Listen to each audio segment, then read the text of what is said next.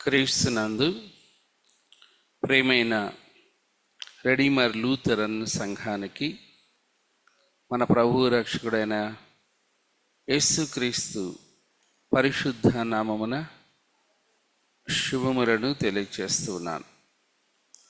ఈ దినం 36వ దినమున మనందరము ఈ సాయంకాలం అందు దేవుని సన్నిధిలో కూడుకొని ఉన్నాం. ప్రార్థన ద్వారా ఈ సాయంకాల ఆరాధనను ప్రారంభించుకుందాం. ప్రార్థన.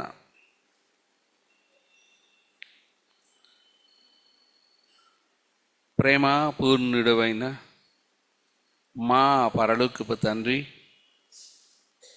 నిన్నును నీ నామమును మీ ఆశ్చర్య కార్యములను స్తుతించడానికి మమ్మలను సజీవులుగా ఉంచి మీ ఆత్మతో నడిపించుచున్నందుకై నీకు కృతజ్ఞత స్తుతులను చెల్లించుకుంటూ ఉన్నాం. రెడీమర్ లూథరన్ సంఘము నీ యందు అనురక్తి కలిగి నిన్ను వెంబడించుచు, ముఖ్యముగా ఈ మండల కాలములో సిలువను చూస్తూ సిలువ మహత్తును గుర్తెరుగుతూ ప్రతి ఒక్కరూ వెంబడించడానికి సహాయం చేయమని వేడుకుంటున్నాం. ప్రతి కుటుంబము నీ వలననే అనేక ఆశీర్వాదాలను పొందుచు ఉన్నది. దానికి కృతజ్ఞత కలిగి లోకమందు మంచి సాక్షులుగా జీవించడానికి సహాయం చేయమని వేడుకుంటున్నాం. ఈ దినపు సాయంకాలపు ఆరాధన కొరకై ప్రార్థిస్తూ ఉన్నాం. తండ్రి నాయన, నీ బిడ్డలను ఆయా ప్రయాణాలు చేసి నీ సన్నిధిలోనికి వచ్చుచుండగా నీ కాపుదల సంరక్షణ ఇచ్చి క్షేమముగా నీ సన్నిధిని అనుభవించడానికి ఇక్కడ నడిపించమని వేడుకుంటున్నాం. అలాగే జూములో పాల్గొంటున్న వ్యక్తుల కొరకును ప్రార్థిస్తున్నాం. వారిని, వారి కుటుంబాలను మీరు దీవించండి. ముఖ్యముగా మా ప్రభువా, మేమందరము నీ యందు ఒక్కటై ఉన్నాము. ఈ ఆరాధనలో పాల్గొంటుండగా నీవే సత్యదేవుడు అని గుర్తెరిగి సత్యముతో ఆత్మతో ఆరాధించగలుగుటకు మమ్మల్ని అందరినీ ప్రేరేపించుమని వేడుకుంటున్నాం. ఈ ఆరాధనలో వాక్యము అందించనయున్న మీ దాసుని మీరు బలపరచండి. మిస్టర్ సంజయ్ నోయల్ గారిని బట్టి నీకు వందనాలు. మీ ఆత్మతో నింపి, మీ జ్ఞానముతో నింపి మా హృదయాలు ఉజ్జీవింపబడినట్లు వాక్యం అందించుటకు సహాయం చేయండి. మా ప్రభువా, ఈ సమయాన్ని మీ చిత్తానికి, మీ కృపకు అప్పగించుకుంటూ యేసుక్రీస్తు పరిశుద్ధ నామమున ఈ ప్రార్థనను నీ పాద సన్నిధిని వేడుకుంటున్నాము తండ్రి. ఆమేన్. అందరము కలిసి 140వ కీర్తనను పాడదాం.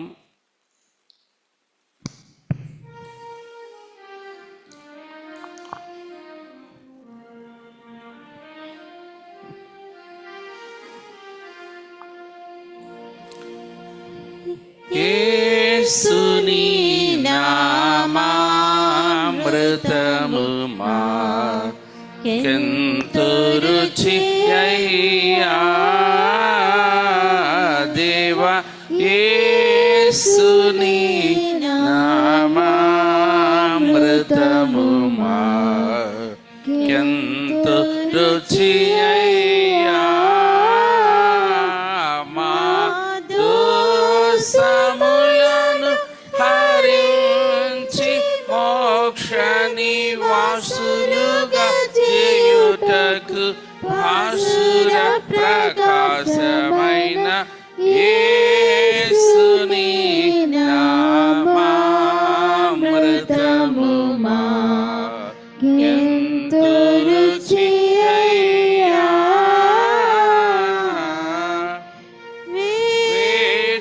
వేడుకలరగ గూడి నిలుగొని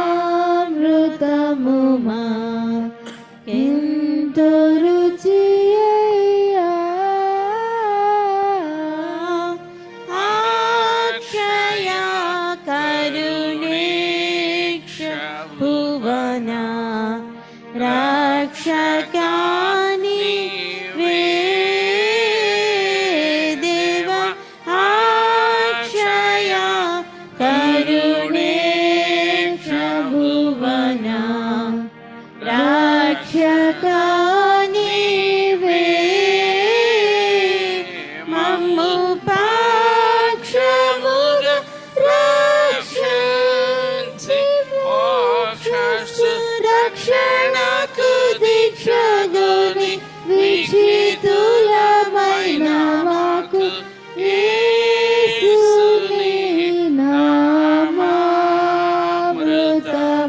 మాకెంతో రుచియయ్యా. అందమగు నీ మందిరమున ముందుగా మేము దేవా, అందమగు నీ మందిరమున ముందుగా మేము నీ సుందర కరుణామృతము మానెందములయందు గ్రోలుటందుకు సుందరమైన యేసుని నామామృతము మాకెంతో రుచియయ్యా. ఓ ప్రభువా, మా పెదవులను తెరువుము. అప్పుడు నా నోరు నీ స్తోత్రమును బయలుపరచును. ఓ దేవా, నన్ను విడిపించుటకు త్వరగా రమ్ము.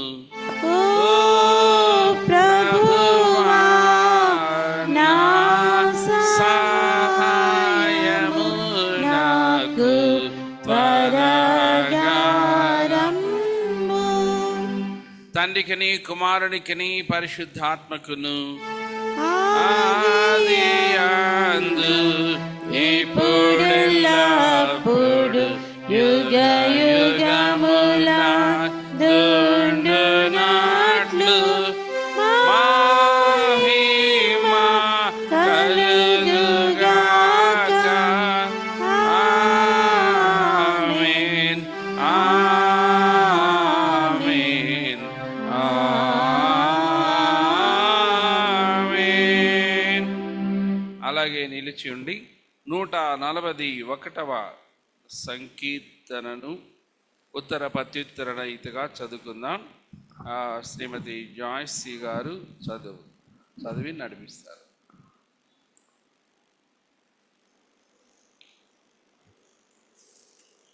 ఈరోజు కొరకు ఏర్పాటు చేయబడిన కీర్తనల గ్రంథం 141వ అధ్యాయము.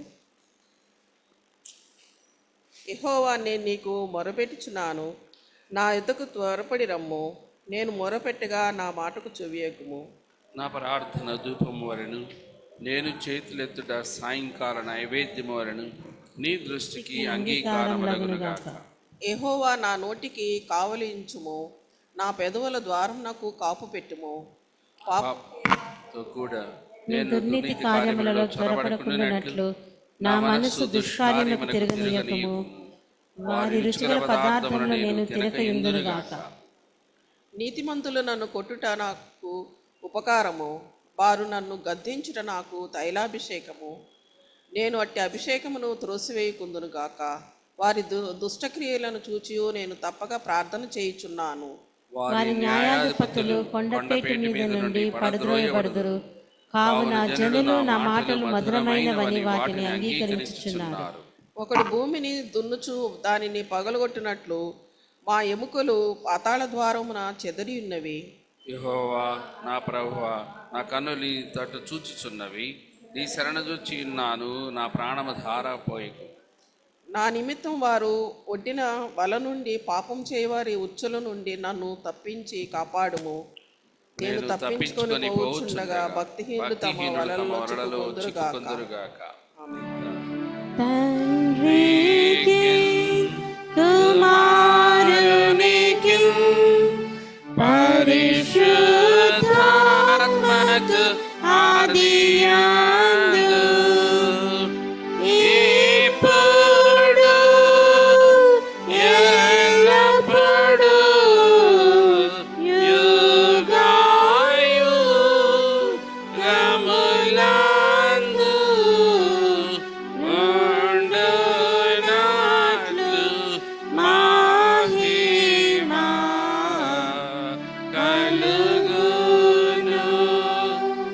గాక.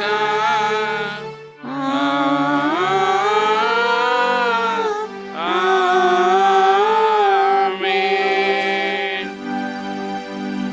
ఈ దినము కొరకైన దేవుని వాక్య భాగము పరిశుద్ధుడైన లూకా వ్రాసిన సువార్త 20వ అధ్యాయం 1వ వచనం నుండి 20 వచనముల వరకు గల భాగాన్ని శ్రీమతి విజయ వేలాంగణి గారు చదువుగా విన్నాం.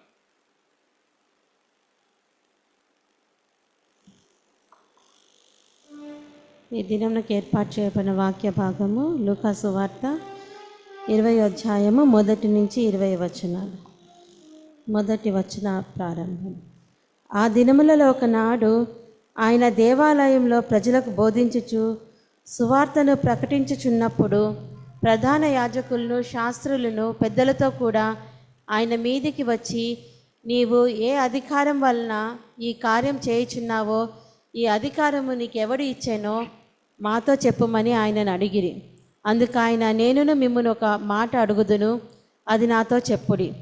యోహాను ఇచ్చిన బాప్తిస్మము పరలోకం నుండి కలిగినదా, మనుషుల నుండి కలిగినదా అని వారిని అడుగగా, వారు మనము పరలోకం నుండి కలిగినదని చెప్పిన ఎడల, అలాగైతే మీరెందుకు అతని నమ్మలేదని ఆయన మనలను అడుగును. మనుషుల వలన కలిగినదని చెప్పిన ఎడల ప్రజలందరూ మనలను రాళ్లతో కొట్టుదురు. ఏలయనగా యోహాను ప్రవక్త అని అందరూ రూఢిగా నమ్ముచున్నారని తమలో తాము ఆలోచించుకొని, అది ఎక్కడి నుండి కలిగినదో మాకు తెలియదని ఆయనకు ఉత్తరం ఇచ్చిరి. అందుకు యేసు, ఏ అధికారం వల్ల ఈ కార్యములు చేయుచున్నానో నేను మీతో చెప్పనని వారితో నన్నెను. అంతటా ఆయన ప్రజలతో ఈ ఉపమానం చెప్పసాగెను. ఒక మనుష్యుడు ద్రాక్షతోట నాటించి కాపులకు గుత్తకిచ్చి దేశాంతరము పోయి బహుకాలం ఉండెను.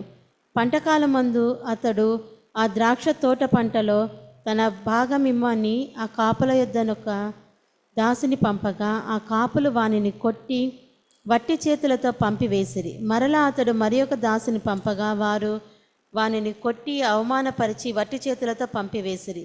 మరలనతడు మూడవ వాని పంపగా, వారు వానిని గాయపరిచి వెలుపలికి త్రోసివేసిరి. అప్పుడు ఆ ద్రాక్షతోట యజమానుడు, నేనేమి చేతును, నా ప్రియ కుమారుని పంపుదును, ఒకవేళ వారు అతని సన్మానించెదరు అనుకొనెను. అయినను ఆ కాపులు అతనిని చూచి, ఇతడు వారసుడు, ఈ స్వాస్థ్యం మనదగునట్లు ఇతని చంపుదము రండని ఒకరితోనొకరు ఆలోచించుకొని అతనిని ద్రాక్షతోట వెలుపలికి త్రోసివేసి చంపిరి. కాబట్టి ఆ ద్రాక్షతోట యజమానుడు వారికి ఏం చేయును? అతడు వచ్చి ఆ కాపులను సంహరించి తన ద్రాక్షతోటను ఇతరులకు ఇచ్చునని ఆయన చెప్పగా, వారు విని అట్లు కాకపోవును గాకనిరి. ఆయన వారిని చూచి, అలాగైతే ఇల్లు కట్టువారు నిషేధించిన రాయి మూలకు తలరాయి ఆయను అని వ్రాయబడిన మాట ఏమిటి? ఈ రాతి మీద పడు ప్రతివాడును తునకలైపోవును, గాని అది ఎవని మీద పడినో వానిని నలి చేయుననెను.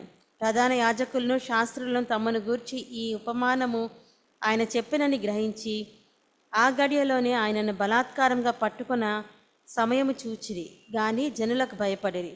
వారు ఆయనను కనిపెట్టుచు అధిపతి వశమునకును అధికారమునకును ఆయనను అప్పగించుటకై ఆయన మాటల యందు తప్పు పట్టవలనని తాము నీతిమంతులని అనిపించుకొను వేగుల వారిని ఆయన యొద్దకు పంపిరి. ఓ ప్రభువా, మమ్మల్ని కనికరించుము.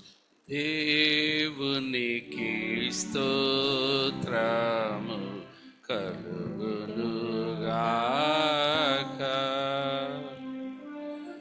దయచేసి కూర్చోండి.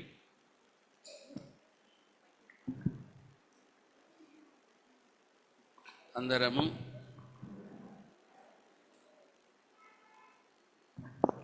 182వ కీర్తన ఎంతో వింత ఎంతో చింత.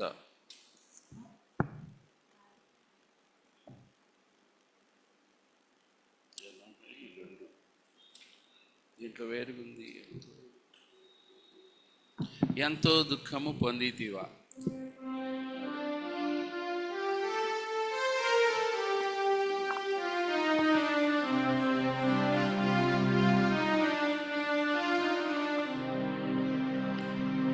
ఎంతో దుఃఖము పొందితివా నా కొరకెంతో దుఃఖము పొందితివా ఎంతో దుఃఖము నీకు ఎంతో చింతయు నీకు ఎంతో దిగులయ్యా నాకు ఆ పొంతి పిలాతు యూదులు నీకు పెట్టిన శ్రమలను తలపోయాగా ఎంతో దుఃఖము పొందితివా నా కొరకెంతో దుఃఖము పొందితివా వచ్చిరి యూదులు ముచ్చటలాడుచు నెచ్చట వాడనుచు నిన్ను మత్సరముతో వారి ఇచ్చవచ్చినట్లు కొట్టి దూషించినారా ఎంతో దుఃఖము పొందితివా నా కొరకెంతో దుఃఖము పొందితివా సుందర మధు దేహ మందున దేపాలు గ్రంథులు కట్టినావా నీవు పొందిన బాధన దండము తలపనా నందము లేదాయెను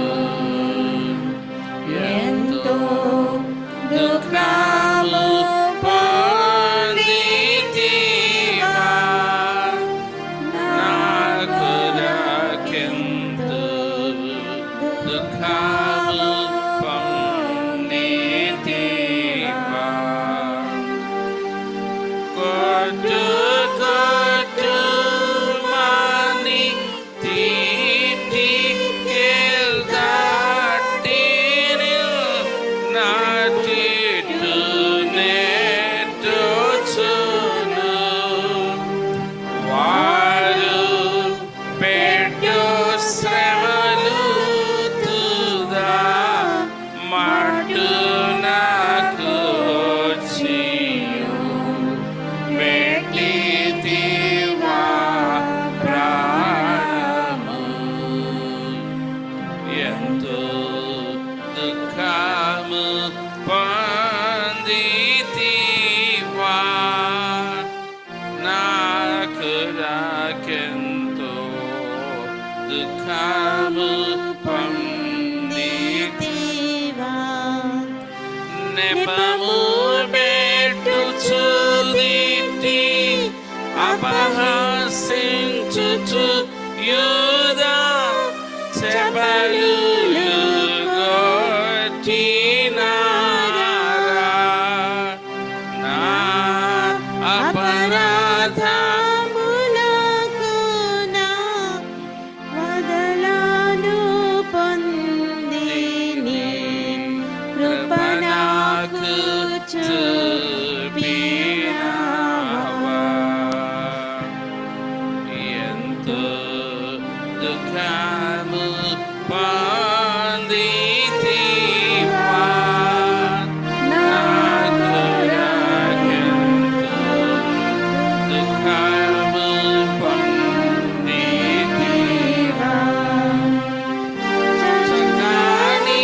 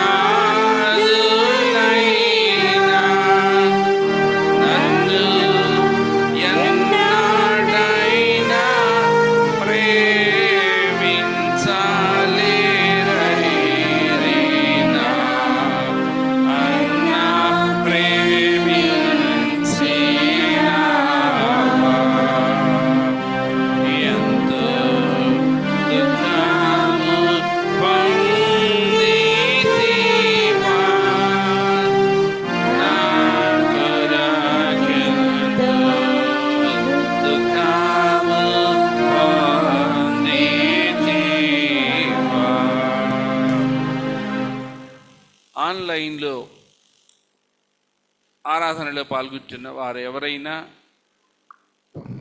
ప్రార్థన చేయవలసిందిగా, వాక్యమునకు ముందు ప్రార్థన చేయవలసిందిగా మనవి చేస్తున్నాను. ఆన్లైన్లో పాల్గొంటున్న వారు వాక్యమునకు ముందు ప్రార్థన చేయవలసిందిగా మనవి. ఎవరైనా రెస్పాండ్ అవుతున్నారా? ఎవరున్నారు? కేజీఆర్ గారు ఉన్నారు. కేజీఆర్ గారు చేయండి. ప్రార్థించుకుందామండి. సర్వోన్నతుడా, సర్వశ్రేష్ఠుడు, కారణభూతుడు అయిన మా ప్రియ పరలోకపు తండ్రి, నీకే ఘనత, మహిమ, స్తుతి, స్తోత్రములు, వందనములు తండ్రి. నా ప్రభువా, ఇంతవరకు నా నాయన పాటల ద్వారా నిన్ను మహింపరిచిన ప్రభువా, నీకే స్తుతి స్తోత్రములు. నాయన ఇదిగో ఈ వాక్యం పంచుకొని పోచుండగా నాయన నీ ప్రియ కుమారుడిని సంజయ్ నోయల్ గారు దీవించండి, ఆశీర్వదించండి. మంచి తెలివితోనూ జ్ఞానంతోనూ నా ప్రభువా నీ యొక్క వాక్య సందేశమును అందించుటకు ఆయత్తపరచమని, కృప చూపించమని వేడుకుంటున్నాం. నాయనా ఈ యొక్క 36వ రోజు వైన్యార్డ్ టెనెంట్స్ గురించి నీ కుమారుడు విశదపరచుండగా నా ప్రభు ఆ బిడ్డతో మీరు ఉండండి. నాయన నోయల్ గారిని మీరు మీ ఆధీనంలో ఉంచుకొని ఆయన ద్వారా మాకు మంచి సందేశాన్ని అందించినట్లుగా నీ కృప చూపించమని వేడుకుంటున్నాం. సహాయం చేయండి తండ్రి. వచ్చిన ప్రతి ఒక్కరిని జ్ఞాపకం చేసుకోనండి, దీవించండి, నీ ఆత్మతో నింపండి. జూమ్లో ఆన్లైన్లో ఉన్న వారిని జ్ఞాపకం చేసుకొని వారిని కూడా మా ప్రభా నీ పరిశుద్ధాత్మతో నింపమని మరి ఈ యొక్క సమయంలో మాణికరావు అయ్య గారిని బట్టి నీకు వందనములు తెలుపుకుంటూ మా సంఘానికి నా తండ్రి, సంఘ కాపర్లకి, సంఘ పెద్దలందరినీ నా తండ్రి నీ ఆధీనంలో ఉంచుకొని నీ ప్రియకుమారుడు వాక్యము ద్వారా మమ్మల్ని మేల్కొల్పమని, నీ వాక్యంలో ఉన్న సందేశాలన్నీ చక్కగా విశదీకరించుటకు నా నాయన మీరు కృప చూపించండి. ఈ వైన్యార్డ్ గురించి నా నాయన యజమాని గురించి నా తండ్రి నా ప్రభు మరి ఆ బిడ్డ మాట్లాడుచుండగా ఆ బిడ్డ నోటిని మరుగుపరిచి మీరే మాతో మాట్లాడమని, మంచి సందేశ వాక్యంతో మమ్మల్ని బలపరిచి తృప్తిపరచమని మా రక్షకుడైన యేసు క్రీస్తు నామమున వేడుకొని ప్రార్థిస్తున్నాము తండ్రి, ఆమేన్. దయచేసి కూర్చోండి. ఈ దినం మనకు దేవుని వాక్యం అందించువారు మనందరం ఎరిగినట్లుగా మిస్టర్ సంజయ్ నోయల్ గారు. ఇంతకుముందు కూడా నేను వారి వాక్యం విన్నాను. చాలా స్పష్టంగా లోతైన అంశాలను చెప్పేటువంటి శక్తి సామర్థ్యాలు దేవుడు వారికి ఇచ్చారు. దాన్ని బట్టి దేవుని స్తుతిస్తాం. ముఖ్యంగా ఈ సమయం వారికి అప్పగించుచున్నాను. వారు మనకు సందేశాన్ని అందిస్తారు. హలో హలో ఎస్ మరొకసారి నాకు ఈ అవకాశం ఇచ్చినందుకు మొదటిగా త్రియేక దేవునికి, సంఘముకి, సంఘ పెద్దలకు, పాస్టర్ గారికి వందనాలు చెప్తున్నాను. ఇది రెండవసారి నాకు ఇచ్చారు అవకాశం. నేను ఊహించలేదు రెండవసారి కూడా ఇస్తారని. ఇదంతా దేవుని ఏర్పాటే. ఎందుకంటే నేను లోతుగా చాలా లోతుగా నేను బైబిల్ చదువుతూ ఉంటాను. నేను ఎప్పుడు ఏ రిలేటెడ్గా ఉన్నవి ఏవైనా ఉన్నాయా ఇప్పుడు ఈ లోకానికి సంబంధించి చూస్తూ ఒక ప్రక్కన ఈ బైబిల్ చదువుతూ ఉంటాను. నాకు ఇంకా దేవుడు ఆ జ్ఞానాన్ని ఇంకా ఎక్కువగా ఇవ్వాలని ఈ సమ్మర్ హాలిడేస్లో వరకు, జూన్ వరకు నేను ఇంకా ఎక్కువగా దీన్ని ప్రిపేర్ అవుటకు మీరందరూ నన్ను ప్రార్థనలో గుర్తుపెట్టుకోండి. ఈరోజు ఇచ్చిన వాక్యము మనందరికీ తెలిసిందే. అయితే లూకా సువార్త 20వ అధ్యాయము 1 నుంచి 20 వచనం వరకు మనం చదువుకుని ఉన్నాం. మళ్ళీ నేను చదవటం లేదు అది. దీంట్లో ఒక 3 ప్రాముఖ్యమైన విషయాలు ఉన్నాయి. ఒకటి, దేవుణ్ణి ప్రశ్నించే విధము. రెండోది, వారికి కనువిప్పు కలుగజేయటానికి పలికిన ఉపమానములు. ఇంకొకటి, నిషేధించిన రాయి. ఈ 3 ఉన్నాయి దీంట్లో ఈ 3 వాటిని నేను టచ్ చేసుకుంటూ పోదాం అనుకున్నాను. దీనికంటే ముందు నేను ఒక ప్రశ్న వేయాలనుకుంటున్నాను. Memory, A Apple a day keeps the doctor away. విన్నారా? ఇది విన్నారా?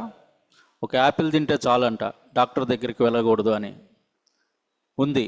అది బైబిల్లో ఉందా లేదా? అది ఉంది, బైబిల్లో ఉంది.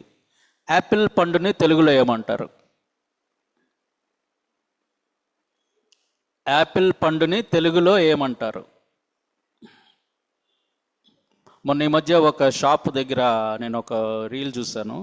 వాడు వెళ్ళి అరటి పండ్లు అమ్మేవాడిని అడుగుతున్నాడు, బనానాస్ ఎక్కడ దొరుకుతాయి అంటే వాడు ఎక్కడో చూపిస్తున్నాడు, పక్క షాప్లో దొరుకుతాయి అంటున్నాడు. అడిగి తెలియదు బనానా అంటే అరటి పండ్లు అని. ఇప్పుడు మనం చూద్దాం, ఈ బనానా, ఈ యాపిల్ని తెలుగులో ఏమంటారు? తీయండి, పరమగీతములు 2వ అధ్యాయము 3వ వచనం. ఇది ఇంగ్లీష్లో చదవండి సలోని. సాంగ్ ఆఫ్ సాలమన్ అది తీసిపెట్టు, నేను చదువుతాను తర్వాత. అడవి వృక్షములలో జల్దరు వృక్షం ఎట్లున్నదో పురుషులలో నా ప్రియుడు అట్లున్నాడు.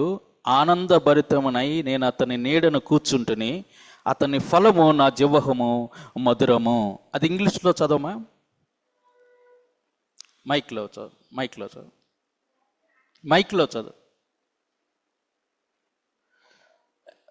ఆన్లైన్లో ఉన్నవారు కూడా వినాలి కాబట్టి మైక్లో చదువు.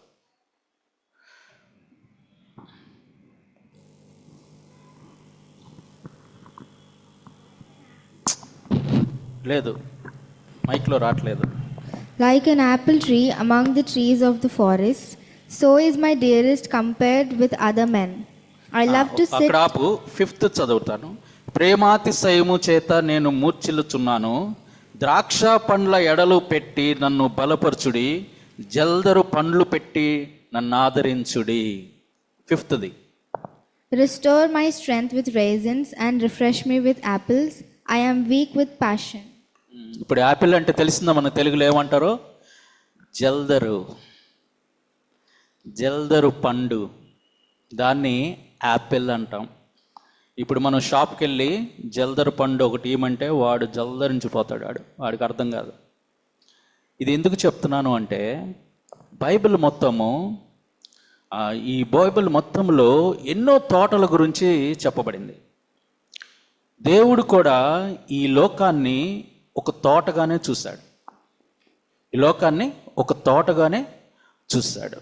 ఈ తోటలో ఎవరెవరు ఉండాలి అనేది కూడా ఆయన నిర్ణయించాడు. ఎవరెవరు ఉండాలి, ఎవరు ఉండకూడదు, ఈ తోటలో నిర్ణయించాడు. ఆయన ఎక్కువగా ప్రేమించిన తోట ఏంటంటే ద్రాక్ష తోట. ఈ ద్రాక్ష తోటలో ఉన్న ఫలాలు ఎవరికి ఇవ్వాలి అనుకున్నాడు అంటే మనకి. ఎవరినైతే దేవుణ్ణి విశ్వసిస్తారో, యేసుక్రీస్తుని సొంత రక్షకుడు అంగీకరిస్తారో వాళ్ళకి ఇస్తా అంటున్నాడు ఈ తోట. అదే ఈరోజు మనం చదివిన ఉపమానం గురించి చెప్తాను. కాబట్టి దీని ముందు ఒక మంచి సన్నివేశం నడిచింది కదా. ఏం నడిచింది? లూకాసు వార్త 21 నుంచి వాళ్ళు ఏమని ప్రశ్నిస్తారనంటే 2వ వచనం, నువ్వు ఏ అధికారం వలన ఈ కార్యం చేయుచున్నావో ఈ అధికారం నీకు ఎవడు ఇచ్చెను? ప్రశ్నిస్తున్నారు. దేవుణ్ణి, సృష్టికర్తని వారు ప్రశ్నిస్తున్నారు. వీరు ఏది చదవకుండా వచ్చిన వారు, ఏది వినకుండా వచ్చిన వారు. వీరు ఎవరు? శాస్త్రులు, పరిచయులు. వీళ్ళు ఏమనుకుంటున్నారు అంటే మాకు ధర్మశాస్త్రం అంతా తెలుసు, ధర్మశాస్త్రం బద్ధంగా వెళ్తుంది కూడా ఏంటో మాకు తెలుసు, లేఖనాలు ప్రకారంగా ఏమైతే జరుగుతున్నాయో అవి కూడా మాకు తెలుసు అనుకుంటున్నారు. కాదు, వీళ్ళకి ఏం తెలియదు. వీరు ధర్మశాస్త్రము చదవరు. ఒకవేళ చదివినా వారికి ఏమి కావాలో అదే చదువుతారు. మనం కూడా అదే కదా, మనకి ఏది కావాలో అదే చదువుతాం. మన కీర్తన పుస్తకంలో కీర్తనల్లో ఇట్లా బుక్ తెరవంగానే ఒకవేళ మంచి అధ్యాయం వస్తే చదువుతాం, అది కనుక అనుకూలంగా లేకపోతే ఇంకో పేజీ తిప్పేస్తాం. అది ఎప్పటి నుంచి కాదు, 2000 సంవత్సరాల నుంచి జరుగుతున్న ఇదే. ఇది ఎందుకు మనం చదవటానికి ఇంట్రెస్ట్ రాదు అంటే సాతానుడు మన వెనకుంటాడు. నెక్స్ట్ పేజ్ తీ అంటాడు అనమాట. ఏది దీవెనకరమో అవే చదువుతాం, ఏది ఇబ్బందికరంగా ఉంటుందో అది మనం చదవం. కానీ దేవుడు కొన్ని ఇబ్బందులు కలుగు చేయడానికి కూడా కొన్ని వచనాలు మనకి ఇస్తాడు. ఎందుకంటే మన స్థితి తెలుసుకోవడానికి కొన్ని వాక్యాలు ఆయన ఆశ్చర్యంగా మనం చదువుతున్నప్పుడే మనకు తెలుస్తూ ఉంటాయి. మనం ఒకవేళ అలాంటి ఎక్స్పీరియన్స్లు మన జీవితంలో పొంది ఉంటే మనకు ఆ ముందు కనపడిపోతూ ఉంటాయి ఆ వాక్యం ద్వారా. వీరు యేసుక్రీస్తుని ఏమని ప్రశ్నిస్తున్నారు? నీకు ఏ అధికారం ఉంది? ఏ అధికారం వలన నీకు ఎవడిచ్చాడు అసలు ఈ అధికారం? ఏంటి అధికారం? ఏంటి అధికారం? అంతకుముందు ఏం జరిగింది? ఆలయంలోకి ప్రవేశించి ఆయన ఆలయంలో ఉన్న వాటన్నిటినీ ఏం చేశాడు? వాళ్ళందరిని అక్కడి నుంచి తరిమేశాడు. అప్పుడు వారికి ఏమీ అధికారం గురించి గుర్తు రాలేదు. ఎప్పుడైతే వాళ్ళకు అధికారము అనేది నీకు ఎవడిచ్చాడు, మేము ఇప్పుడు వరకు మేము పాటిస్తుంది ఏంటి అంటే, నీ ఆలయాన్ని మేము సొమ్ము చేసుకుంటున్నాం, నీ ఆలయం దగ్గర మేము వ్యాపారం చేసుకుంటున్నాం. అసలు నువ్వెవరువి? అసలు ఇప్పుడు కాదులే కానీ మా మెస్సయ్య రావాలి, ఆయన వచ్చేంతవరకు నువ్వు ఇట్లానే చేస్తావు. ఆయనకి మెస్సయ్య ఎవరు వీళ్ళకి తెలియదు. ఈ వచ్చినవాడు మెస్సయ్య అని వాళ్ళు గ్రహించలేకపోతున్నారు. అందుకనే వీళ్ళకి అధికారం ఏం కావాలి? అధికారం ఎవరికి ఉంటే అక్కడ ప్రభుత్వం చేయొచ్చు కదా మామూలుగా. అందుకని అధికారం పోతుంది. ఎందుకు పోతుందంటే, ఆయనకి 2 రోజుల క్రితము ఆయన ఏ విధంగా యెరూషలేము దేవాలయంకు ప్రవేశించాడో చూశారు. వీరు దేని మీద వచ్చాడు? గాడిద మీద వచ్చాడు. వీళ్ళకి ఇంకొక 2 గాడిదలు కూడా తెలుసు. ఈ గాడిదే కాదు, ఇంకో 2 గాడిదలు తెలుసు వాళ్ళకి.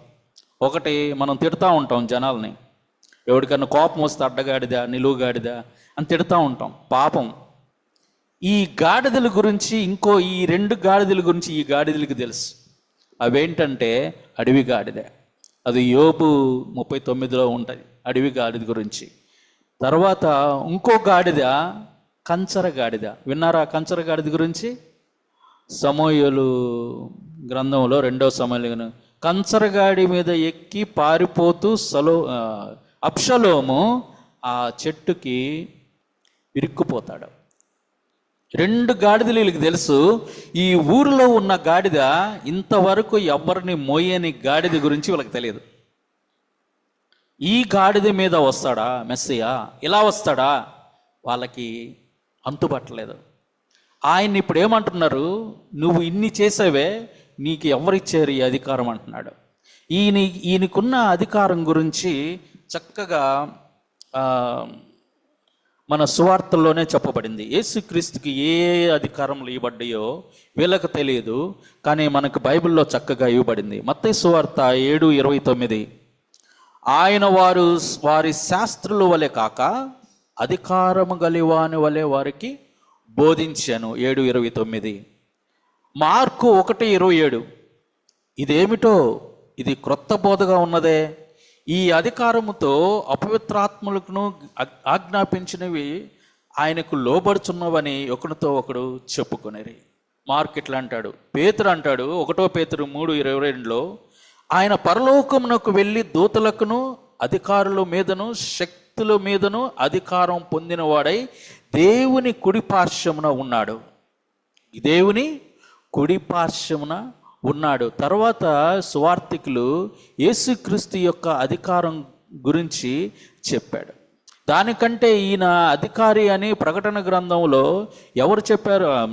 అంతకుముందు పాత నిబంధన గ్రంథంలో ఎవరు ఈయన అధికారం గురించి చెప్పారు? ప్రవక్తలు చెప్పారు. కొంతమంది రాజులు ఈయన అధికారం గురించి గ్రహించారు. దావీదైతే ఆయన అధికారం గురించి తన కొన్ని కీర్తనలో ఆయన రాస్తాడు. ఆయన సర్వాధికారి అని రాస్తాడు. అదే మనకు ప్రకటన గ్రంథము 15:4లో, ప్రభువా దేవా సర్వాధికారి, నీ క్రియలు ఘనమైనవి ఆశ్చర్యమైనవి, యుగయుగములకు రాజా, నీ మార్గములు న్యాయములు సత్యములై ఉన్నవి. సర్వాధికారి. ప్రకటన గ్రంథంలో సర్వాధికారి.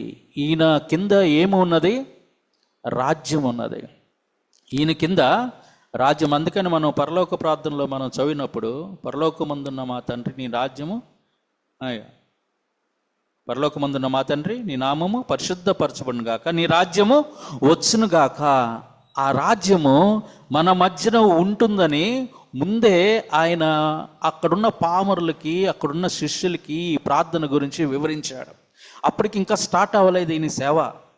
ఈయన సేవ స్టార్ట్ అయ్యేలా 20 వచ్చేటప్పటికి ఆయన ఎంత ఎన్ని సూచక్రియలు ఎన్ని చేశాడో, అన్ని అద్భుత కార్యాలను చేశాడో మనం చూస్తాం సువార్తల్లో. చివరికి వచ్చేసరికి ఆయనకి శాస్త్రులకి పరిశీలకి ఒక యుద్ధమే నడుస్తుంది. మనం చెప్పినట్టుగా యేసుక్రీస్తు అనగానే కరుణమయుడి సినిమాలో విజయ్ చంద్రలాగా ఉండడు, ఆయనలాగా ఉండడు. మనం క్రీస్తు పిక్చర్లో ఉన్నంత ఆ సౌమ్యము అది ఆయన సేవ చేస్తున్న టైంలో కనపడలే, సిలువ ఎక్కినప్పుడే కనపడింది. ఆయన ఉన్నప్పుడు ఆయన ఎదుర్కొన్న విధానం ఎలా ఉందంటే భయంకరంగా ఉంది. వాళ్ళు అంటారు, నీకు ఈ అధికారం ఎవరిచ్చారు అంటాడు. ఓకే, నేను నీకు ఒక ప్రశ్న వేస్తాను, దానికి నువ్వు జవాబు చెప్తే నేను దీనికి జవాబు చెప్తానని చెప్తాడు. యేసుక్రీస్తు తిన్నగా ఎవరికి సమాధానం చెప్పలేదు. ఎవరికని చెప్పాడు? అట్లా ఎవరికి చెప్పలేదు. ఎవరికి చెప్పాడు అంటే శిష్యులకు చెప్పాడు, ఆయనతో పాటు తిరిగే అన్ని జనులకు చెప్పాడు. గలిలయ ప్రాంతంలో ఆయన చెప్పిన విధానం వేరు, యెరూషలేము దేవాలయం దగ్గరకు వచ్చిన తీరు వేరు.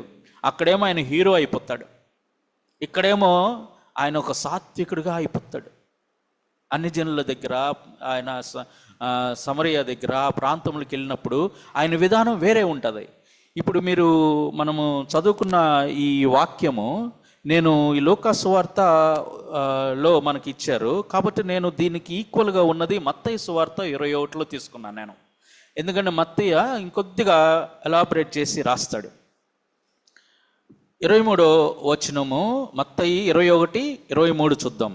ఆయన ఈ దేవాలయానికి వచ్చి బోధించుతుండగా ప్రధాన యాజకులను ప్రజల పెద్దలను ఆయన యొద్దకు వచ్చి, ఏ అధికారం వల్ల నీవు ఈ కార్యం చేయుచున్నావు, ఈ అధికారము ఎవడు ఇచ్చానని అడగగా, యేసు నేనును మిమ్మును ఒక మాట అడుగుదును, అది మీరు నాతో చెప్పిన నేను ఏ అధికారం వలన ఈ కార్యం చేయుచున్నానో అది మీకు చెప్పుదును అంటాడు. అప్పుడు ఏమంటాడు? యోహాను ఇచ్చిన బాప్తీసం ఎక్కడి నుండి కలిగినది అని అడుగుతాడు. పరలోకం నుండి కలిగినదా మనుషుల నుండి కలిగినదా అంటాడు. వారు అడిగితే వారు ఏమంటారు? ఒకవేళ మనం పరలోకం నుండి వచ్చిందని చెప్తామా, ఆయన అలాగైతే మీరు ఎందుకు ఆయన నమ్మలేదని అంటారు. మనుషుల వల్ల కలిగిందని చెప్పామా, జనులకు భయపడుతున్నాము, అందరూ యోహాను ప్రవక్త అని ఎంచుతున్నారు కనుక తమలో తాము ఆలోచించుకొని మాకు తెలియదని చెప్పారు. మనం ప్రశ్నలు వేస్తాం, దానికి అటు నుంచి ఆన్సర్ వచ్చే విధంగా ఉంటేనే మనం ప్రశ్న వేయాలి. ఒకవేళ మనం ప్రశ్న వేసినా కూడా ఆన్సర్ చెప్పలేకపోతే మనం కూడా ఆన్సర్ చెప్పే విధంగా ఉండాలి. ఇప్పుడు మనకి జరుగుతున్నది కూడా అదే. ఇప్పుడు క్రీస్తు మెస్సయ్య, క్రీస్తు దేవుడా అని చాలామంది అడుగుతున్నప్పుడు మనం ఎస్ క్రీస్తు దేవుడు అని చెప్పగలగాలి. ఎవరన్నా వచ్చి మన దగ్గర కూర్చొని ఏంటి క్రీస్తు దేవుడు కాదంట కదా, దేవుడైతే సిలువ ఎందుకు ఎక్కుతాడు అని అంటే అది కూడా మన ఆన్సర్ చెప్పగలగాలి. కానీ యేసయ్య డైరెక్ట్గా వాళ్ళకి ఏం చెప్పలేదు. మీ అధికారము నేను చెప్పను, ఇప్పుడు మీరు చెప్పండి అంటాడు. అయితే వాళ్ళు చెప్పరు, మాకు తెలియదు అంటారు. అప్పుడు యేసుక్రీస్తు లూకా సువార్తలు అయితే ఒక ఉపమానం చెప్పబడింది, మత్తయి సువార్తలు అయితే 2 ఉపమానాలు చెప్పబడ్డాయి. వాళ్ళకి ఏమని చెప్పాడు? మీకేమి తోచుతున్నది? ఒక మనుషునికి 2 కుమారులుండ్రి. అతడు మొదటి వాని యొద్దకు వచ్చి, కుమారుడా నేడు పోయి ద్రాక్ష తోటలో పని చేయమని చెప్పగా వాడు పోను అని ఉత్తరం ఇచ్చిన కానీ పిమ్మట మనసు మార్చుకొని పోయాను. అతడు 2వ వాని యొద్దకు వచ్చి ఆ ప్రకారమే చెప్పగా వాడు అయ్యో పోయేదనని చెప్పి పోలేదు. ఈ ఇద్దరిలో ఎవడు గొప్ప అని వాళ్ళని అడిగాడు. జనులను కూడా అడిగింది. ఇక్కడైతే లూకా సువార్తలో జనుల వైపు తిరిగానుంది, ఇక్కడేమో వారి వైపు తిరిగానుంది. అప్పుడు వీరు ఏం సమాధానం చెప్పారు? మొదటివాడే గొప్పోడు అన్నది. యేసు సుంకరులను వేశ్యలను అయితే మీరు విన్నారు కదా యోహాను గొప్పవాడని, మీరు విన్నారు కదా యోహాను గొప్పవాడని మీ దగ్గరకు ఉన్నాడని తెలుసు కదా, మీరెందుకు ఆయన నమ్మలేదు? మీకంటే ముందు అక్కడికి వచ్చి వినిన వారు ఎవరు అంటే సుంకరులు వేశ్యలు మీకంటే ముందు బాప్తిసం తీసుకొని పరలోక రాజ్యం స్వతంత్రించుకుంటున్నారు కదా, మీరైతే దేనికి భయపడుతున్నారు అని అంటాడు. అయితే రెండవ ఉపమానము యేసు సుంకరులు వేసులు మీకంటే ముందుగా దేవుని రాజ్యం ప్రవేశించడం మీతో నిశ్చయంగా చెప్తున్నాను. యోహాను నీతి మార్గున మీ వద్దకు వచ్చాను, మీరు అతనిని నమ్మలేదు, అయితే మిగతా వారు నమ్మిరి. మరి ఒక ఉపమానం చెప్తాడు, ఇదే లోకాసు వార్తలో దీంట్లో చెప్పబడింది. మరి ఒక ఉపమానం వినుడి. ఇంటి యజమానుడు ఒకడు ఉండెను.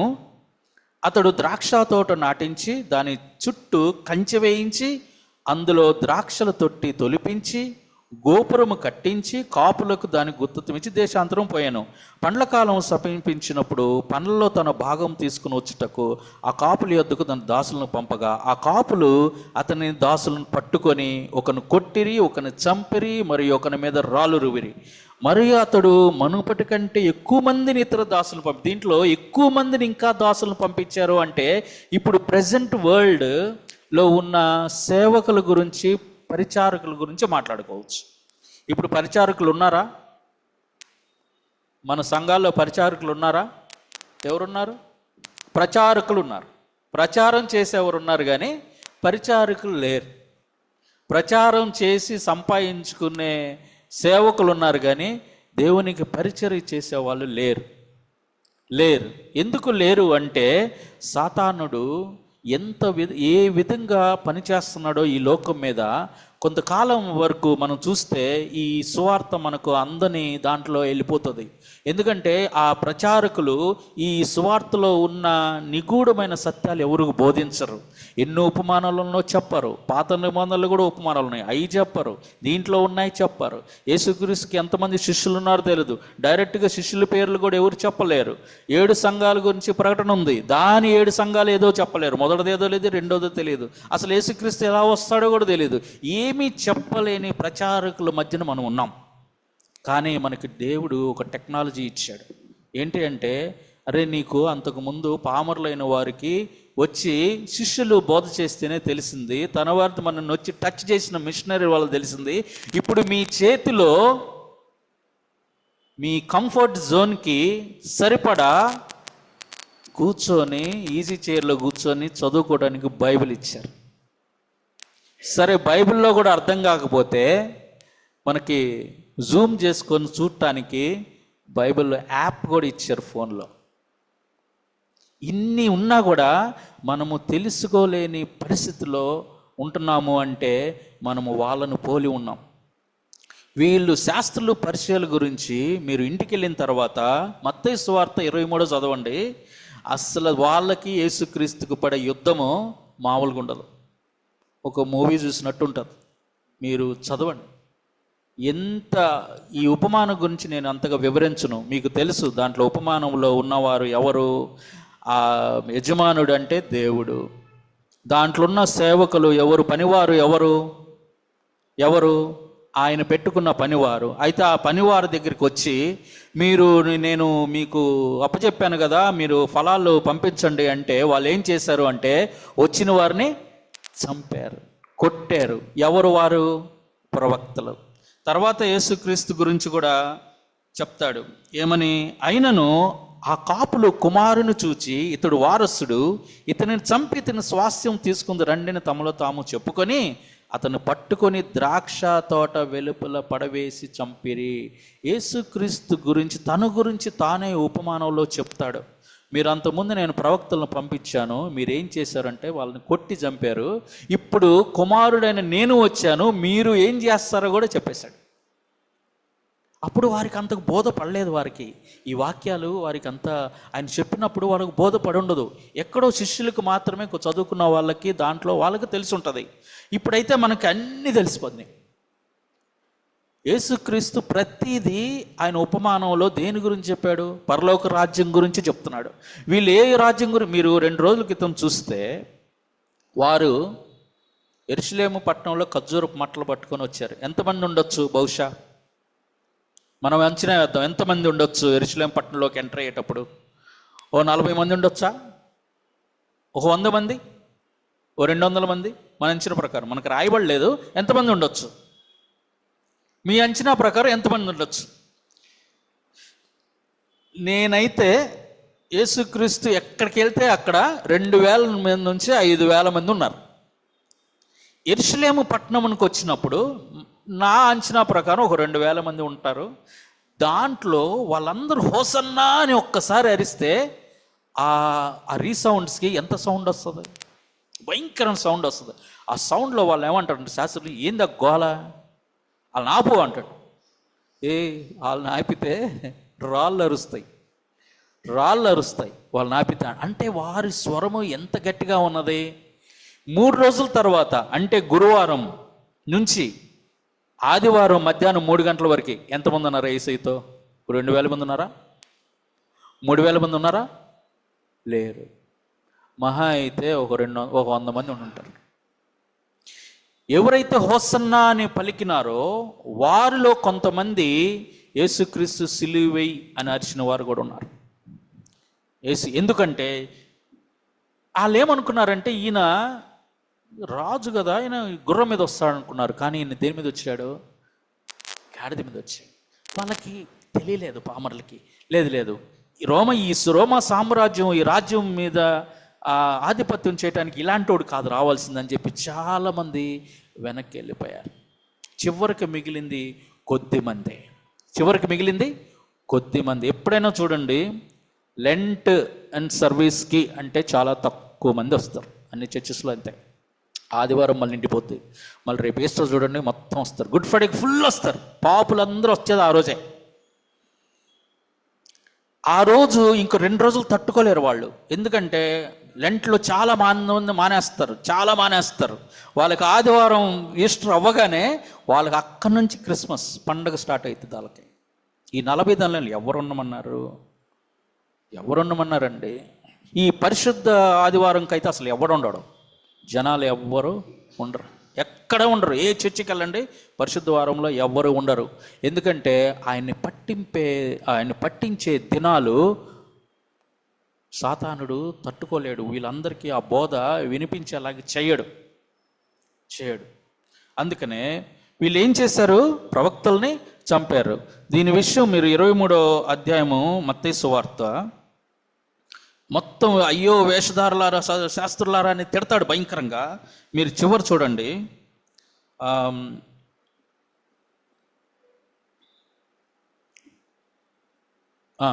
31 నుంచి చదువుతాను. అందువల్లనే మీరు ప్రవక్తలను చంపిన వారి కుమారులై ఉన్నారని మీ మీద మీరే సాక్ష్యము చెప్పుకొనుచున్నారు. మీరును మీ పితరుల పరిమాణము పూర్తి చేయుడి. సర్పములారా, సర్ప సంతానమా, నరక శిక్షకు మీరేలాగో తప్పించుకుందురు. అందుచేత ఇదిగో నేను మీ వద్దకు ప్రవక్తలను, జ్ఞానులను, శాస్త్రులను పంపుచున్నాను. మీరు వారిలో కొందరిని చంపి సిలువ వేయుదురు, కొందరిని మీ సమాజ మందిరంలో కొరడాలతో కొట్టి పట్టణం నుండి పట్టణములకు తరుముదురు. ఇప్పుడు జరుగుతుందా లేదా? జరుగుతుంది. నీతిమంతుడైన హేబేలు రక్తం మొదలుకొని, పాత నిబంధన తీసుకున్నాడు, బలిపీఠమునకు దేవాలయమునకు మధ్యన చంపిన జకర్యా రక్తము వరకు భూమి మీద చిందింప నీతిమంతుల రక్తమంతా మీ మీద వచ్చును. వీరు చాలామందికి ఇప్పుడు ఏర్పాటు చేయబడిన వారు కొంతమంది అని బైబిల్లో ఉంది కదా, వాక్యం ఉంది కదా.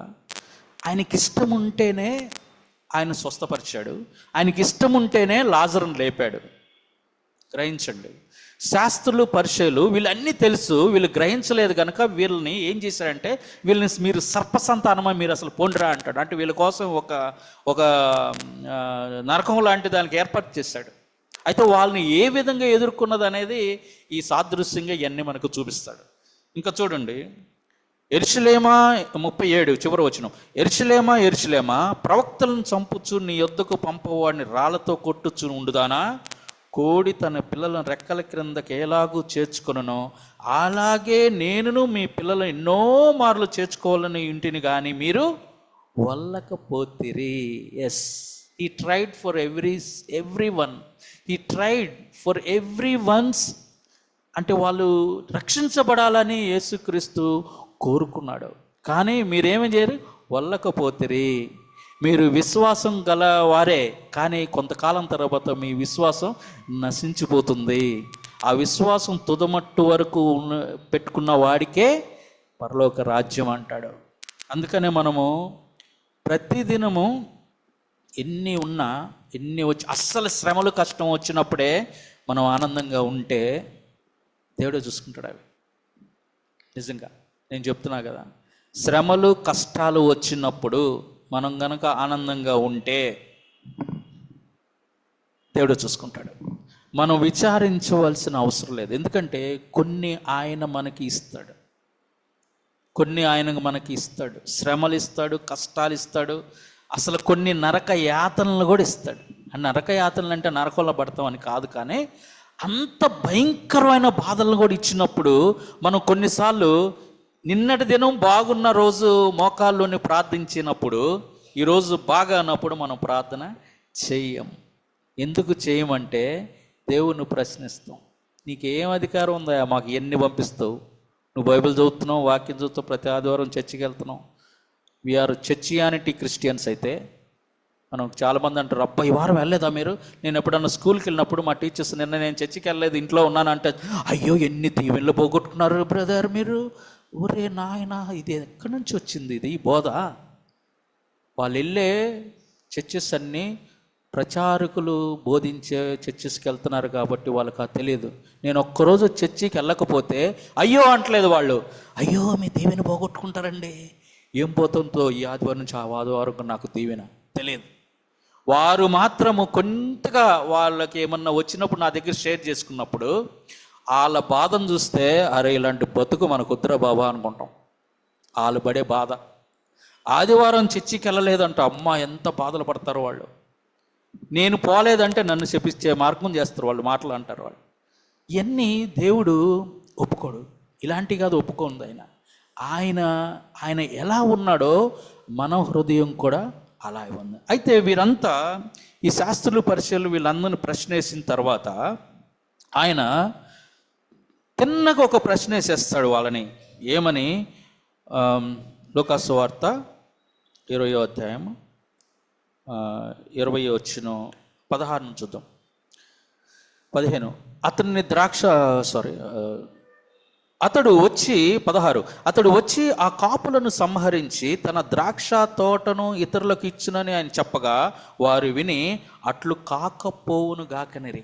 అలా కాదులే, అలా చేయరులే, మీరు అలా చేయరంటే, అయితే ఈమె అంటున్నాడు, ఆయన వారిని చూచి అలా అయితే ఇల్లు కట్టువారు నిషేధించిన రాయి మూలకు తలరాయి ఆయను. ఏంటి రాయి? ఎవరైనా చెప్పగలుగుతారా ఇక్కడ? ఏమిటి రాయి? ఈ రాయి ఏంటి? ఆన్లైన్లో ఉన్నవారు ఎవరన్నా, ఈ రాయి ఏంటి? అసలు ఏంటి రాయి?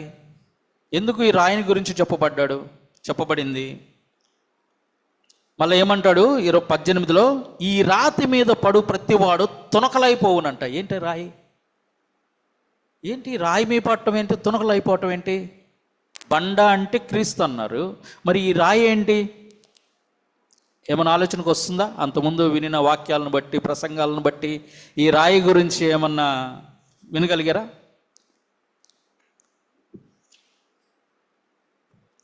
చెప్పనా? ఈ రాయి ఏంటి అంటే, మీరు సరే దానికంటే ముందు నేను ఒకటి చెప్తాను. మరి ఒక ఎగ్జాంపుల్ అయితే మనం తీసుకోవాలి కదా. అంటే వాళ్ళు ప్రవక్తలను ఏ విధంగా చేశారు అంటే, ఇర్మియా ప్రవక్త గురించి 21:2 చూస్తే, ఒకటి చదివి మనం మిగతా దానికి పోదాం. ఇర్మియా 21:2 ఇర్మియా ఎవరైనా చదివితే, ఇర్మియా 21:2 అంటే వాళ్ళు ప్రవక్తల్ని ఏ విధంగా చేశారనేది తెలియాలి కదా. ఒక ఎగ్జాంపుల్ చెప్తాను. ఇర్మియా ఆ ప్రవచనమును పలుకుగా, యెహోవా మందిరములో పెద్ద నాయకుడును ఇమ్మేరు కుమారునగు పశూరను యాజకుడు విని, యాజకుడు ఇక్కడ చూడండి, యాజకుడు ఇక్కడ శాస్త్రి, అక్కడ యాజకుడు విని ప్రవక్త అయిన ఇర్మియాను కొట్టి. ప్రవక్తలను కొట్టారా? ఏ బాబు, కొట్టినట్టుందా? ప్రవక్తల్ని కొట్టారు. ఎంతమంది ప్రవక్తలు మొత్తం బైబిల్లో, పాత నిబంధనలో? 42 మంది. ఓకే.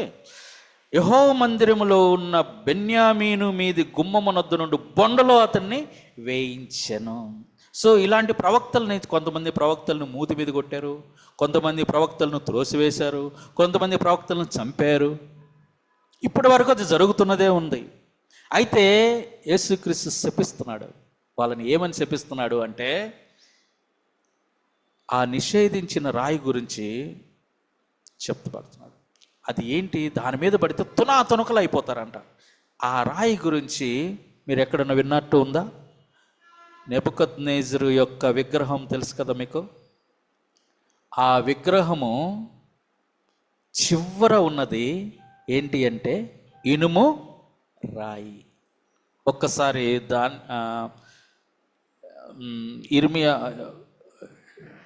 ఒక్కసారి దీని గురించి దానియేలు 2 చూద్దాం. కొంతసేపు మనం బైబిల్ స్టడీ లాగా తీసుకుందాం. ఇది ఈ 2 34, 35 అంటే ఈ చివరికి వచ్చింది. ఈ విగ్రహంకి కిందది పైన ఉన్నది ఏంటి? బంగారము, ఇత్తడి ఇవన్నీ ఉన్నాయి కదా. కిందకి వచ్చినప్పుడు మరియు చేతి సహాయము లేక తీయబడిన ఒక రాయి, చేతి సహాయము లేకుండా తీయబడిన ఒక రాయి ఇనుమును మట్టియు కలిసిన ఆ ప్రతిమ యొక్క పాదముల మీద పడి దాని పాదములను తుత్తునీళ్ళకి కొట్టినట్టు తమకు కనపడెను. అంతటా ఇనుమును మట్టియు ఇత్తడియు వెండియు బంగారం ఏకముగా దంచబడి, అంటే ఎంటైర్ స్టాచ్యూ దంచబడి కళ్ళములోని చెత్తవలే కాగా వాటికి స్థలము ఎచ్చట దొరకకుండా గాలి వాటిని కొట్టుకుని పోయాను. ప్రతిమను ఇరగొట్టిన ఆ రాయి సర్వభూతలమంతా మహాపర్వతమాయ. ఆయనే ఈ క్రీస్తు రాజ్యం, మనకు రాబోతున్న రాజ్యం. అది ఇప్పుడు వరకు నెబుకద్నెజరు వచ్చిన దర్శనంలో ఉన్న విగ్రహము అన్ని రాజ్యాల గురించే ఉంటాయి. మీరు ఇంటికి వెళ్ళి ఒక్కసారి ధాన్యాలు యొక్క అంటే మళ్ళీ ఇంకోసారి మనకి ఇలాంటి వాక్యం వచ్చినప్పుడు మనకి తటాలన మనకి తెలియాలి. సో ఈ రాతి మీద పడువారు ఏమైపోతారు? తునకలు అయిపోతారు. ఇప్పుడున్న రాజ్యాలన్నీ సర్వనాశనం అయిపోతాయి. ఆయన 1000 ఏళ్ల పరిపాలన రాజ్యం రాబోతుంది. ఆయన రాజ్యం వచ్చేలోపు ఈ రాజ్యాలన్నీ ఏమైపోతాయి? పౌడర్ అయిపోతుంది అంతే. ఎక్కడ ఏ రాజ్యంలో అయితే కనపడవు. ఇక భూరాజులు ఇవన్నీ ఎక్కడ కనపడవు. మీకు కనపడేది ఒక్కటే, దేవుని రాజ్యం. అది కూడా ఎవరో దానికి రాజు? యేసుక్రీస్తే రాజు. ఈ రాజు గురించి వివరించేటప్పుడు మనకి ఫుల్గా యేసుక్రీస్తు గురించి మొత్తము తెలియాలి. ఆయన పుట్టిన దినం నుంచి చివరి దినం వరకు ఆయన గురించి మనకు తెలుసుకుంటేనే కానీ ఈయన రాజ్యములో మనము ఎట్లా ఉండబోతున్నామో తెలుస్తుంది. ఈ రాజ్యంలో ఎట్లా ఉండబోతున్నామో తెలుస్తుంది. అందుకనే ఈ రాజ్యం గురించి యెషయా కూడా చక్కగా చెప్తాడు. 8వ లాస్ట్గా చివరిగా యెషయా 8వ అధ్యాయము 14.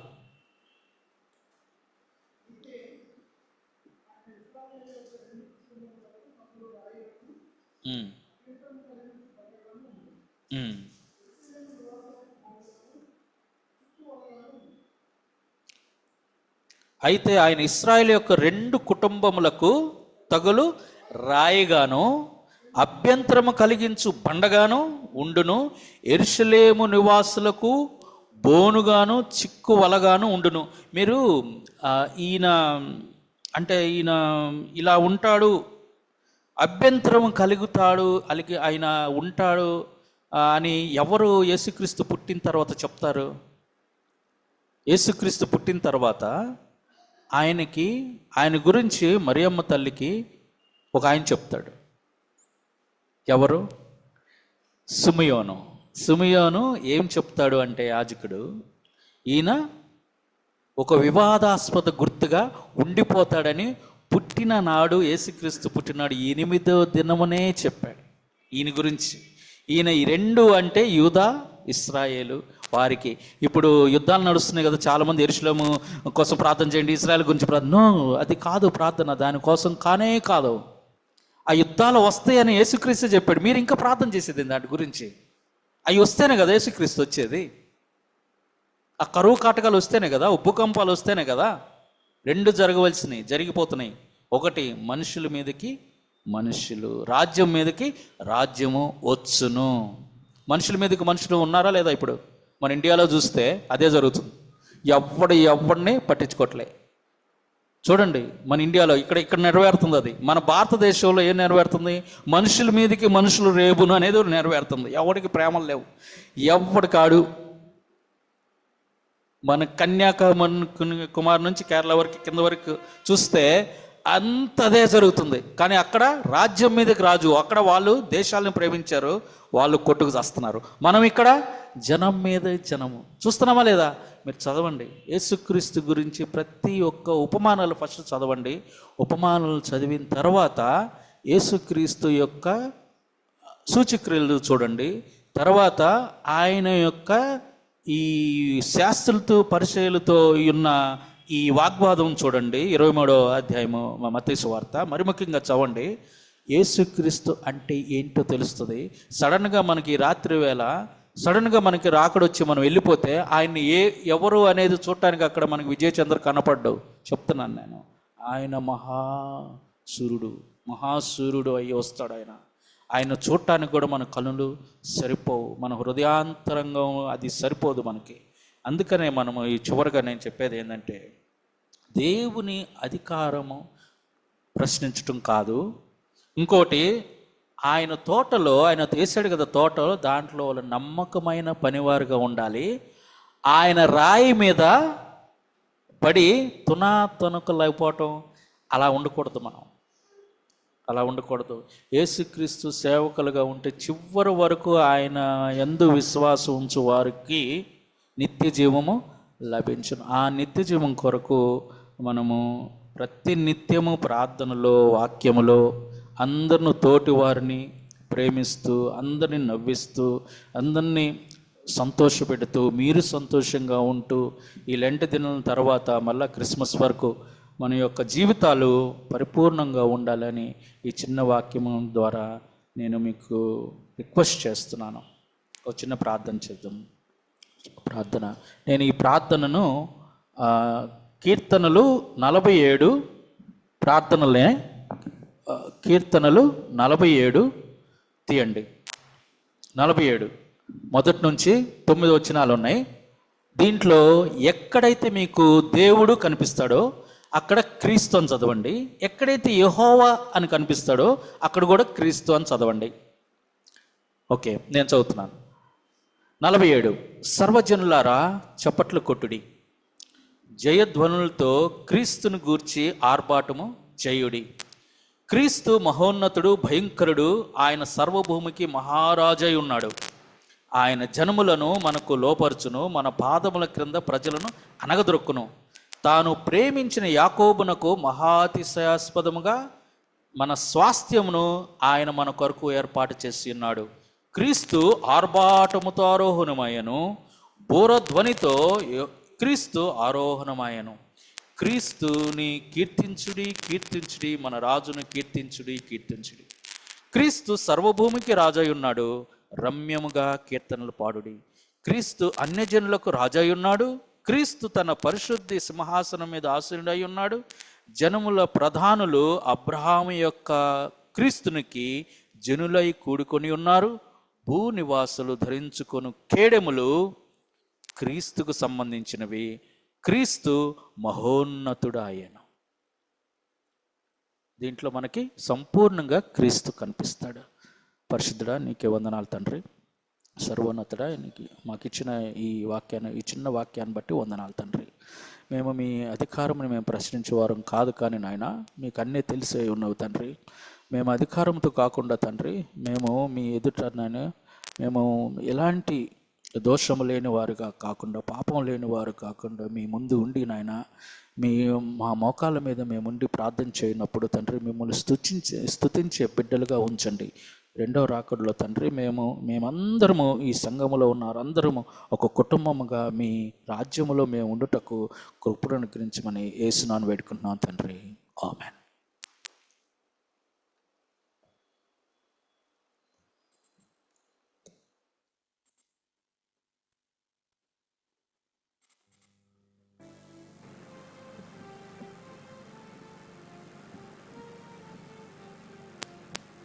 ఇప్పుడు ప్రత్యేకమైనటువంటి కీర్తన శ్రీమతి మంజుల గారు పాడతారు.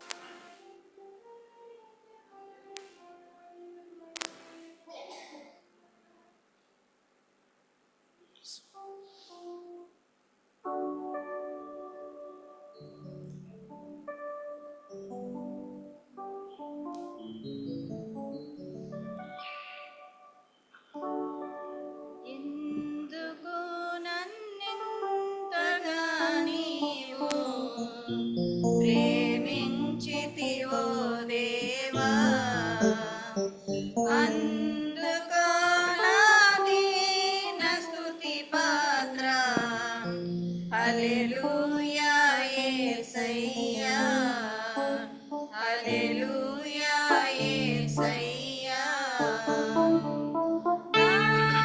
పాపము బాప నరరూపివైనావు నా శాపము బాప నలిగి వ్రేలాడితివి నాకు జాలిన దేవుడవు నీవే నా స్థానములో నీవే హల్లెలూయా యేసయ్యా హల్లెలూయా యేసయ్యా నీ రూపము నాలో నిర్మించియున్నావు నీ పోలికలోనే నివసించుచున్నాను నీవు నన్ను ఎన్నుకున్నావు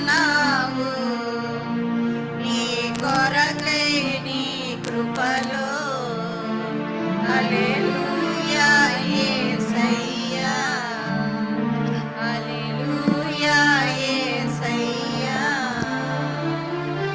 నా శ్రమను సహించి నా ఆశ్రయమైనావు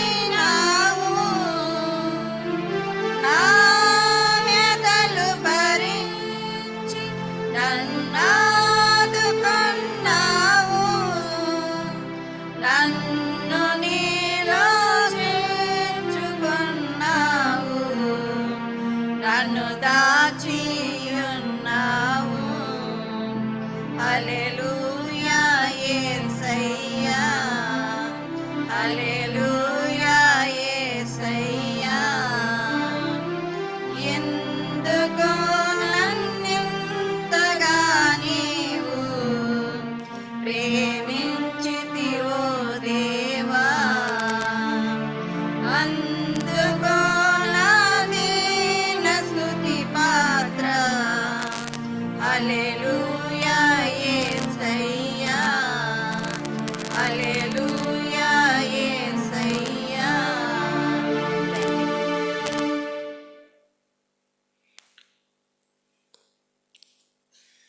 సంఘము నుండి ప్రార్థన చేయవారు శ్రీమతి కుసుమ కుమారి గారు.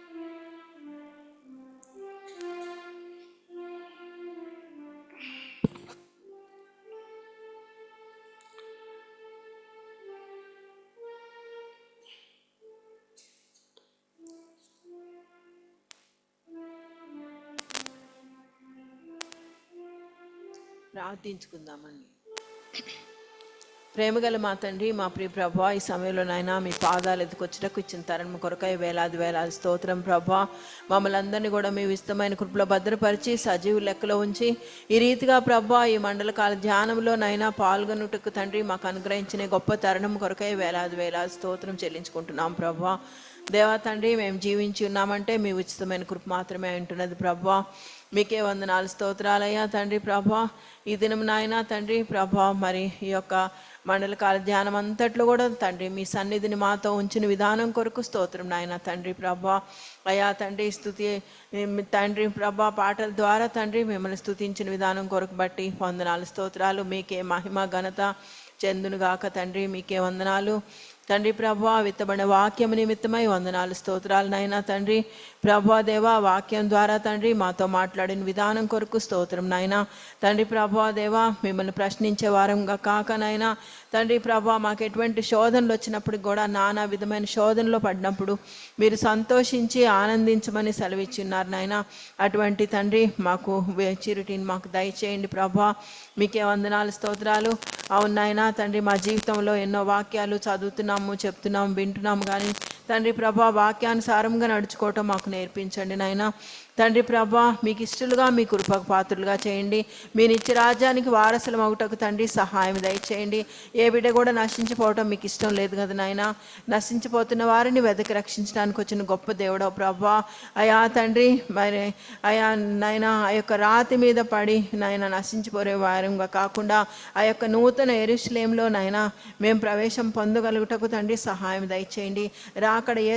రాకడకి నాయన అనేక గుర్తులు నాయన మరి జరుగుతుండగా ప్రభా, రాకడ ఏ సమయంలో వచ్చినా కూడా తండ్రి యేసు త్వరగా రమ్ము అని చెప్పగలిగినటువంటి సిద్ధపాటును తండ్రి మాకు దయచేయమని వేడుకుంటున్నాం ప్రభా. మీకే వందనాలు, స్తోత్రాలు అయా తండ్రి ప్రభా. విత్తబడిన వాక్యం నూరంతలుగా ఫలించులాగున సహాయం దయచేయండి అయా తండ్రి. అపవాది కొట్టుకొని పోకుండా తండ్రి కృపలో భద్రపరచండి ప్రభా. దేవా, వాక్యాన్ని తండ్రి ప్రభా పంచుకున్నటువంటి నాయన సంజయ్ నోయల్ గారిని దీవించి ఆశీర్వదించండి ప్రభా. మీ సేవకుడిని ఇంకనూ బహుబలంగా మీ సేవలో తండ్రి వాడుకొనమని వేడుకుంటున్నాం తండ్రి. కుటుంబాన్ని దీవించి ఆశీర్వదించండి ప్రభా. దేవా, మరి ఎలిజబెత్ తండ్రి గారు అయినటువంటి వసంతరావు గారిని బట్టి కూడా ప్రార్థిస్తున్నాం ప్రభా తండ్రి. ఆ బిడ్డను కూడా తండ్రి మీ గాయపడిన హస్తంతో నాయన ముట్టి స్వస్థపరచండి ప్రభా. మరి అదే రీతిగా ప్రభుదాస్ గారిని, ప్రభాకర్ గారిని, ఉమారాణి గారిని తండ్రి, ఆండ్రూస్ గారిని, శారద గారిని, సౌజన్యవాణిని బట్టి ప్రభా నాయన రవీంద్రనాథ్ అంకుల్ని బట్టి ప్రభా మరి తండ్రి ఇంకను ప్రభా ఎవరైతే నాయన తండ్రి అస్వస్థలు బలహీనలుగా ఉన్నారో వాళ్ళందరిని బట్టి కూడా ప్రార్థిస్తున్నాం తండ్రి. ప్రియాంక అనే బిడ్డ కూడా తండ్రి ఆపరేషన్ సక్సెస్ చేసినందుకు వందనాలు, స్తోత్రాలు. త్వరగా కోలుకొనుటకు సహాయం దయచేయండి ప్రభా తండ్రి. మీకే వందనాలు, స్తోత్రాలు నాయన తండ్రి ప్రభా. మా సంఘ కాపరులను దీవించి ఆశీర్వదించండి ప్రభా. మీ కృపలో భద్రపరచండి. పాశ్రమ గారికి ఇచ్చిన ఆరోగ్యం బట్టి వందనాలు, స్తోత్రాలు నాయన తండ్రి ప్రభా. వచ్చిన తండ్రి ప్రతి బిడ్డను కూడా దీవించి ఆశీర్వదించండి ప్రభా. ఇంకను అనేక మంది ఇంకా కూడి తండ్రి మిమ్మల్ని ఆరాధించే కృపను మాకు దయచేయమని తండ్రి. రాత్రికాల దీవెనలతో మమ్మల్ని నింపుతారని మమ్మల్ని అందరినీ కూడా తండ్రి మీ చేతులకు అప్పగించుకుంటూ నజరేయుడనే శక్తి గల నామంలో అడిగి స్తుతించి వేడుకొని పొందుకుంటున్నాం తండ్రి. ఆమేన్.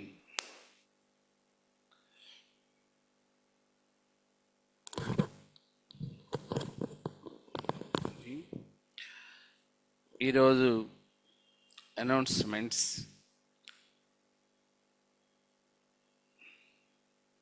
నాకైతే ఏమి సమాచారం లేదు. రేపటి స్పీకరు శ్రీమతి వి ప్రిసిల్లా కాంతకుమార్ గారు. వారు దేవుని వాక్యాన్ని రేపు అందిస్తారు. మరి ఈ దినం ఆరాధనలో పాల్గొని మరి దేవుని మహిమపరిచినటువంటి బైబిల్ రెస్పాన్సివ్ రీడింగ్ చేసినటువంటి జాయ్సీ గారికి, బైబిల్ని చదివి వినిపించినట్టు విజయ వేలాంగణి గారికి, అలాగే ఆన్లైన్ ప్రేయర్ చేసినటువంటి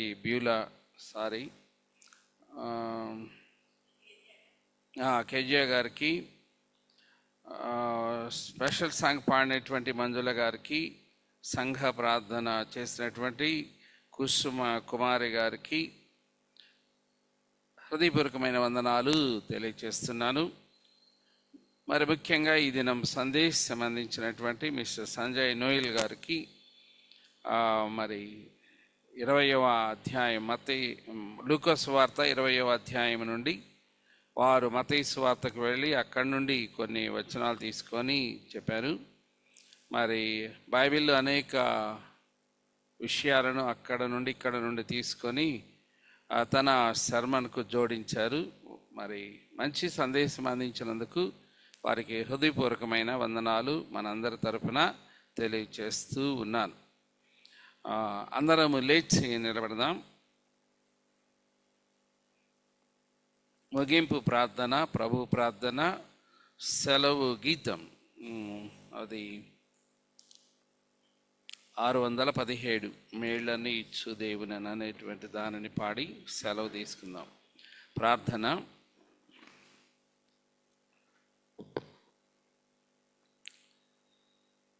కనికరము గల తండ్రి, నీ నామమును స్తుతించడానికి మమ్మలను ఈ దినమందు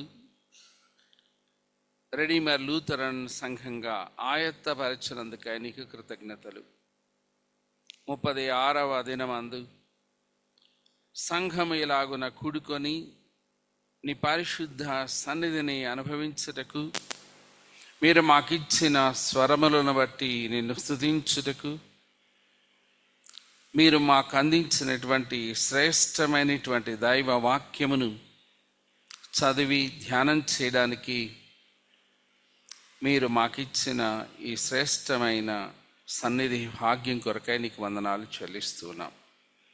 ఈ దినమందు దేవుని వాక్యాన్ని విశదీకరించి అందించినటువంటి మిస్టర్ సంజయ్ నోయల్ గారిని బట్టి ప్రార్థిస్తున్నాం. వారి కుటుంబాన్ని దీవించండి నాయన.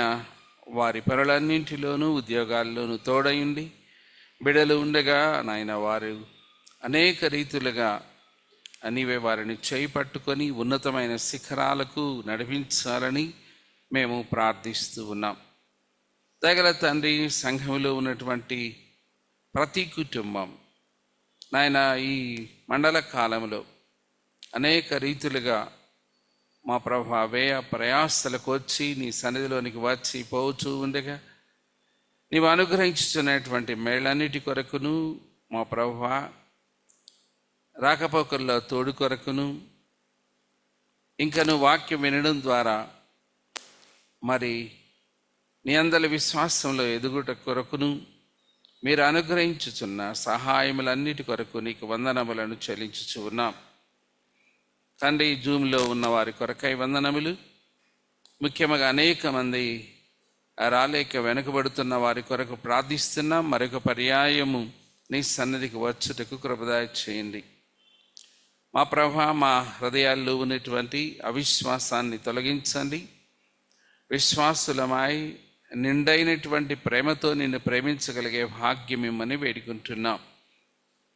మా ప్రభా, మా జీవితాలలో మీరు చేస్తున్న మేళ్లను ఎల్లవేళలా తలపోసుకుంటూ తండ్రి నమ్మకమైన బిడలంగా విశ్వాసులంగా ఎదగడానికి మీ వాక్య సహాయం కొరకు, ఆత్మ సహాయం కొరకు వందనములు తండ్రి. అనారోగ్య స్థితిలో ఉన్న వాళ్ళ కొరకు ప్రార్థిస్తున్నాం. మీ చేయి చాచి మీ వాగ్దానాన్ని జ్ఞాపకం చేసుకొని ముట్టి స్వస్థత కలిగించమని వేడుకుంటున్నాం. స్వస్థత పొందుతున్న వారి కొరకే వందనములు. వారు నీ సన్నిధిలో నిలబడి నిన్ను కీర్తించగలుగుటకు వారికి సహాయం ఇవ్వమని వేడుకుంటున్నాం. అంత మాత్రమే గాక మా ప్రభువా, ఇదిగో నాయన రెడీమర్ లూథరన్ సంఘం ఆధ్యాత్మికంగా బలపడినట్లుగా మీరే సహాయం చేయమని వేడుకుంటున్నాం. దయగల తండ్రి, మేమేమై ఉన్నామో అదంతా నీ ఉచితమైన కృప అయ్యున్నదని గుర్తెరిగి భక్తిలోను విశ్వాసతలోను అంచెలంచెలుగా మేము మీ స్వరూపాన్ని సంతరించుకున్నట్లు కృపా సహాయం ఇమ్మని వేడుకుంటూ ఉన్నాం. దయగల తండ్రి, నీకు వందనములు. మా ప్రభువా, నీ కృపా మాతో ఉండగా ఈ రాత్రికాలమందు మా ప్రయాణాల్లో మీరు తోడై ఉండండి.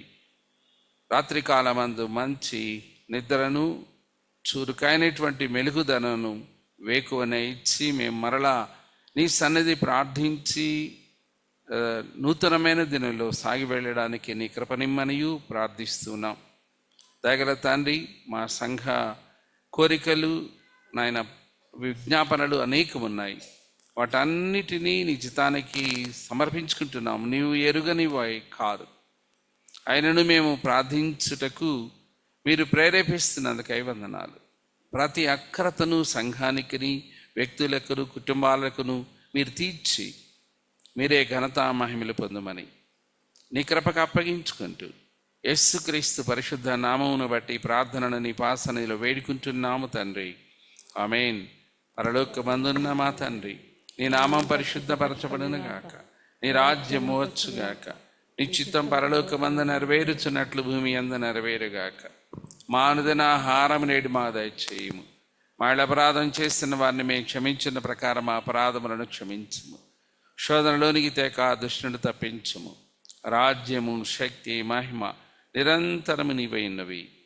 ఆమేన్. మన ప్రభువైన యేసుక్రీస్తు కృప, తండ్రి అయిన దేవుని ప్రేమ, పరిశుద్ధాత్మిక అన్యోన్య సహవాసము దీవెన సదా మీ అందరికీ తోడైండును గాక. ఆమేన్.